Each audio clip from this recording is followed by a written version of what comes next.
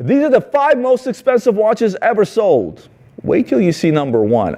I'm going to go backwards from number 5, and I'm going to go with a 1580 Patek Philippe. Not just any 1580 Patek Philippe. As if it wasn't enough that the reference 1518 is the most iconic reference in the world from any brand, because it was the first serially produced perpetual calendar wristwatch. Patek Philippe did it in 1941 at the Swiss Watch Fair in Basel, right when World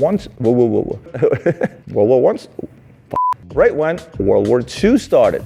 Set the standard for everybody going forward. You would think that would be enough on a watch like this, but this one fetched $9.5 million. And if you do some research, you'd probably find a few cheaper in auctions. So why was this one $9.5 million? Provenance is a big deal when it comes to watches. So it wasn't enough for this to be the most iconic perpetual calendar ever made. As I said earlier, this came from Prince Mohammed 𝗙𝗰𝗲𝗄𝗽. He was an Egyptian prince. He was a direct descendant of Muhammad Ali, not the boxer, and he's considered the founder of modern Egypt, so he was a very big to-do individual. Sometimes these auction houses not only get the ultimate collectible watch, I mean, this is a grail for any Patek Philippe collector, a grail for any watch collector, if you will. Sometimes it has a type of provenance that drives the price through the roof, to the tune of $9.5 million on this watch. The next one is even better. It's another 1518. Starting to see a trend here. Last no sale of this one in 2018 was $11.13 something million. Even more expensive than its predecessor that belonged to a king. Well, guess what? Oftentimes these manufacturers will make the same exact watch, but they'll experiment. They'll use a different metal. And in this case, it was stainless steel. These things are so rare that most collectors have never actually seen one in the flesh. In fact, 99.9% of all collectors have never seen this watch in the flesh. It's so rare, there isn't an example in the world's most important and complete collection of Patek Philippe watches, and that is the museum itself. That's right, the Patek Philippe Museum in Geneva does not have a stainless steel 1518. 14 years, only 281 pieces made. They say a total of, again, only 4 of these are publicly known. Next time this thing goes to auction, it goes way over $11.1 million, simply because it's for those where money is no object and it's something that they must have, because if you think the last one was a grail, this is the ultimate 1518 grail. But wait, let's go to the next one and see what that might be. And now we're going to finally Rolex. I guess you guys were wondering, hey, as we go up in values, when is Rolex going to show up, right? Well, again, and this is a combination of an exotic dial Rolex Paul Newman, reference 6239, but one that Mr. Newman himself owned, okay? This is the watch that inspired the nickname. Rolex Paul Newman is not a Rolex thing. This is a nickname that was given to the watch because Mr. Newman wore the watch, right? It is the most prestigious version of vintage Rolexes. The watch attracted a very high price after a bidding war that only lasted for 12 minutes, believe it or not, making it one of the most expensive watches to be sold in auction to date. It is history now! Which is $17.7 million. Now, if I had to choose between that and the stainless steel 1518, I would have a tough time because I'm a sucker for provenance. When something belonged to an iconic individual, I don't know. It's going to be tough. And what's going to be tougher is probably this next watch.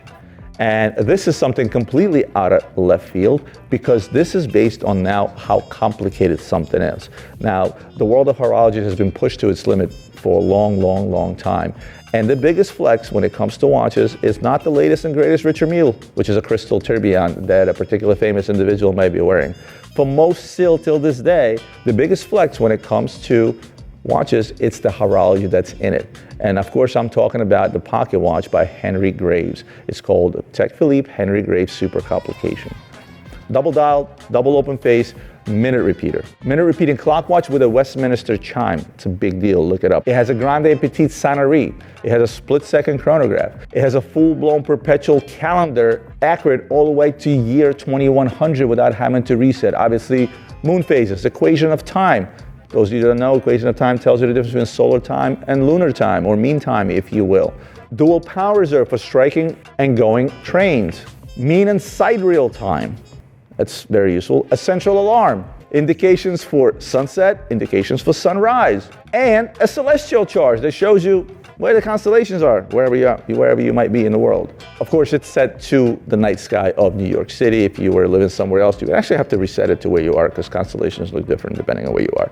Patek Philippe still makes a celestial watch till this day. Again, this is the most complicated watch out there. It took 7 years for him to complete this watch. 7 years. Outside of Henry Graves Jr. being an outstanding watchmaker, there's not a lot of watchmakers that can make a watch like this work. Let me tell you something. I don't know if this will ever be repeated to begin with. Vacheron does have a super complicated pocket watch out there, but it doesn't come close to this, nor does it have a Providence. So bottom line is for me personally, and don't get me wrong, I love flexing as much as the next guy. In fact, I'm wearing a Richard Mille right now, right? Probably one of the most flex brands out there. But I also appreciate horology, and it is horology that I appreciate most. And it doesn't get any better than the Henry Graves Supercomplication, because that's about as complicated as you're gonna get. And last but not least, the one you guys were waiting for, we're now talking about something that is super complicated. We're now talking about something from the most prestigious brand in the world, the Rolls-Royce of all watches. We're talking about something with provenance, and now we're talking about something that's also one of a kind. And of course, it's the famous Patek Philippe Grandmaster Chime Reference 6300 piece unique, made for the only watch auctions back in 2019. It's the first and only version of this timepiece ever produced in stainless steel. It's the only one that will ever be produced. It's called the Grandmaster. We'll call it the granddaddy of all Patek Philippe. You'll notice that this thing is just, wow. It's not quite as complicated as the previous watch, but certainly is close enough, with a full-blown perpetual calendar, grand and petite chimes. It's very reminiscent of Henry's pocket watch, except not as complicated, but it is the most complicated watch in Patek's catalog today. And I don't see them making a more complicated wristwatch anytime soon. Now, of course, I talked about provenance. Well, this watch probably made the most news that any watch has ever made, when it was sold at Only Watch Auction back in 2019 for $31 million. This is a watch that regularly retails around $1.5 million. You have to have purchase history and know the Stern family probably by first name in order to get one of these, or you could give up a left kidney, one or the other, or buy it on the secondary. The secondary price market on this watch is roughly around $6.5 million, and the hyper went up to almost $10 million. But the fact that this is stainless steel, if you go back to the 1518 in stainless steel, that fetched what, I forget, $11.3 million, I believe was the number in auction. Guess what? This is the one that fetches over $100 million in auction when it gets old enough, because the amount of media, amount of coverage, amount of people saying, oh, this guy is stupid that bought the watch. I actually know who purchased the watch. He's a gentleman that purchased these very rare commodities, both in the art world and a watch world and a collectible world, puts them in a fund and he holds them. My guess, if that watch were to come out today and he wanted to resell it, he could easily probably make $10 to $15 million in his investment in the short, 5 years?